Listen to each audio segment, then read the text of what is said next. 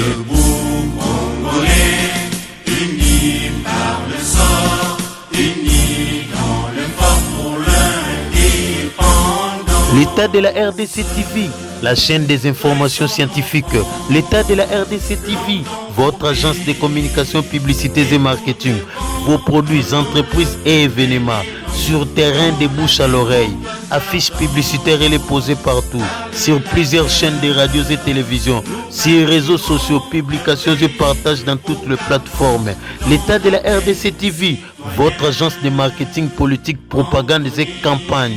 L'état de la RDC TV, la conception et réalisation de publicités radio-TV. L'état de la RDC TV, votre attaché de presse.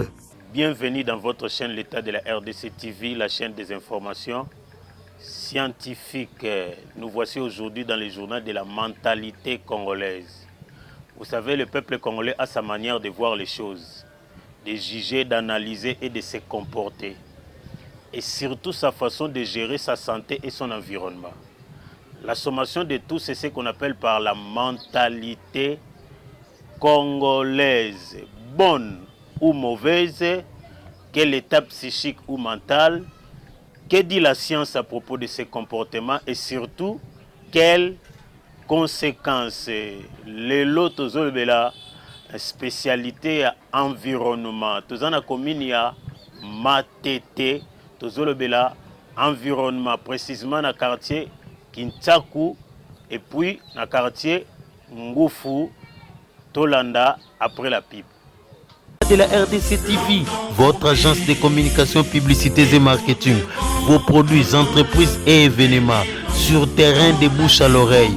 Affiches publicitaires et les posées partout. Sur plusieurs chaînes de radios et télévisions. Sur les réseaux sociaux, publications et partages dans toutes les plateformes. L'état de la RDC TV, votre agence de marketing, politique, propagande et campagne. L'état de la RDC TV, la conception et réalisation de publicités radio-TV. L'état de la RDC TV, votre attaché de presse. Ndenge bozomona na ba image toza awa na commune ya Matete, tozolobela spécial quartier Ngufu na Kintaku. Toza précisément na état ya environnement. Ndenge bozomona na ba image, l'environnement est le reflet d'un peuple. Okoyi koyeba mentalité ya bato à partir ya environnement na bango. Environnement ezoko expliquer ndenge nini bato wana ba raisonnaka. Ndenge nini bato wana ba gérelaka environnement na bango. Ndenge bozomona awa, bozomona ndenge mai etondi, bozomona na kati ya mai yango bazobakisa fulu ebotami yango moteza mutunde azwi yango na ndaku na ye aye kotia yango wana do fulu ezobotama wana te. Ndenge bozomona na milangi kaka wana ndenge batunde bazoya kotia yango ezobotama yango moko te. Tolobela état oyo, tolobela réalité ya environnement oyo. Mentalité oyo eza bonne ou mauvaise, eza déjà mauvaise mentalité. Ya kozwa poubelle na yo o longoli nango na ndaku oye kobwaka yango na nzela. D'ailleurs, il y a toute une science, il y a gestion et environnement et surtout il y a ba immondice. Donc, ils en a ba service oyo esokipaka na yango. D'ailleurs, écoute, ils en a ba oba belela bazoleka fulu bazobelela. Soki organisation kozala ya kotiango bazokende kobwaka kozala plimier. Donc mentalité oyo déjà eza mauvaise mentalité. Ezoko expliquer pe état mental na bango. Que dit la science? D'ailleurs, dans la Constitution, la santé est un droit. La santé est un droit. La Constitution est reconnaître yango. Donc, la Constitution est garantir que moto azala en bonne santé. Maintenant, état et environnement oyo. Est-ce que réellement bazala en bonne santé? Que dit la science? Surtout, tu sais que l'être humain a vivaka en échange avec son environnement. L'être humain a vivaka en échange avec son environnement. Nandenge nini, l'être humain a respiré environnement na ye. Tu sais que arbre a produire, banzete a produire oxygène et biso tozo produire gaz carbonique. Et ça la marandenge nini. tant que tozopema oxygène oyo euti na banzete biso tant que bimisa gaz carbonique. Donc nous respirons de l'air venant de l'environnement.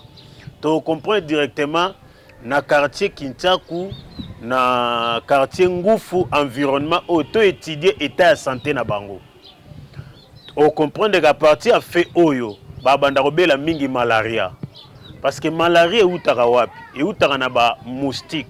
Moustique ango babengaka anophèle.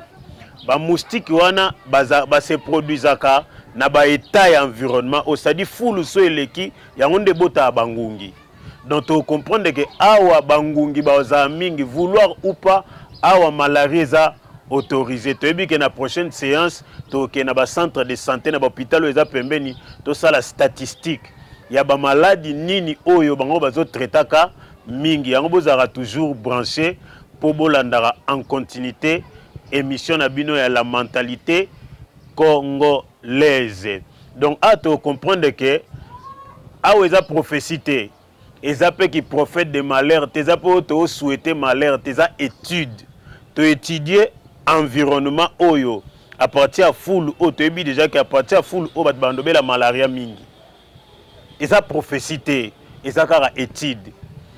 Deuxième point banda kobela mingi ba maladie appareil respiratoire entre autres ba tout ba rhume ba bronchite plus précisément chez les enfants entre tabando bela ngo mingi ba bela ngo ndenge nini parce que bazo respira ka ezana ba microbe oyo ezaka na leur tant bazo respira ka yango bazo respira ka automatiquement ba rhume eza mingi ba kosukoso eza mingi ba bronchite kozala mingi. Et la prophétie, c'est la science. Tolongwe na wana ba ozosus na ba janga maladie mingi ils a ba problème intestinal. Parce que tu es dit que Congolais azara na notion ko protéger alimenter. Biloko azolia azara na notion ko protéger angote. Tokozwape na émission oyekoya ndenge nini bateka biloko batiki yango polele. Selon commerçant ya lingi ke batuba mona po ba mona baya osomba mais pendant que c'est la santé des gens déjà exposés microbe mona na gala unité microscope nde mona yango donc yo ko mona biloko propre mais pendant que microbe eza na kati donc ba souffrir pe na ba maladie intestinale. Quelle espérance de vie na muto déjà zo souffrir na ba infection mingi bozele na ba 80 ans bozele na ba 70 ans bozele na ba 60 ans yango mona la plupart ba mort tambola ka ko mona 30 ans 40 ans 50 ans rare mona mutu na 70 ans. Pourquoi? Parce que environnement déjà ezo trahir yé maladie na déjà état environnement na on anya BBC environnement mentalité na ye moko nde BBC environnement c'est-à-dire tanga zozwa fulu biloko oya lambi ba déchatique aeko boaka yango Nanzela potam so amoni ba flaque de etelemi wana aebite ke ye moko azo causer maladie na ye yango na science balobaka boye l'homme ne meurt pas mais se tue moto akufaka te mais ami bomaka donc moto ye moko na mentalité na ye azo mi boma pona nini azui fulu ake atie na nzela fulu wana ebite ke yango moko ebota maladie pe ko boma Yé moko. Donc c'est nos mentalités nde et détruisaka ba vie na biso moko. Donc na quartier Kintaku na Ngufu environnement na en tout cas ça ne va pas. Ce qui moi réveille kozala et ça peut responsabilité à ba autorité bien sûr mais à ba autorité tende ba ozwa fulu ba ya otia awa plus loin okomona okokuta lisusu na ba salité c'est-à-dire ceux qui vous les obeta ba fungoli ba faux septique na bango ba toilette na bango po ba salité wana ebima na nzela. Ça c'est quel genre de mentalité? Tozozela nini na genre ya mentalité oyo na avenir nini to espérer nini na genre ya mentalité oyo to soki si na point oyo. En tout cas c'est terrible, c'est terrible. Le gouvernement provincial nde a fixé ba prix à transport. La grille tarifaire et transport est à la cas. Ligne à 1000 francs, receveur à 1500 francs, à 2000, à 3000. Ça, c'est quel genre de mentalité? Ça, c'est quel genre de mentalité? Na souki c'est na phrase oyo. Na psychiatrie balobaraboé. Un malade mental est celui qui ne respecte pas les règles de la société. Tout changer mentalité. Bye bye, tokutani prochainement. Debout, Congolais, unis par le sang, unis dans le fort pour l'indépendance. L'état de la RDC TV, la chaîne des informations scientifiques. L'état de la RDC TV, votre agence de communication, publicité et marketing. Vos produits, entreprises et événements. Sur terrain de bouche à l'oreille. Affiches publicitaires et les posées partout. Sur plusieurs chaînes de radios et télévisions. Sur réseaux sociaux, publications et partages dans toutes les plateformes. L'état de la RDC TV, votre agence de marketing politique, propagande et campagne. L'état de la RDC TV, la conception et réalisation de publicités radio TV. L'état de la RDC TV, votre attaché de presse.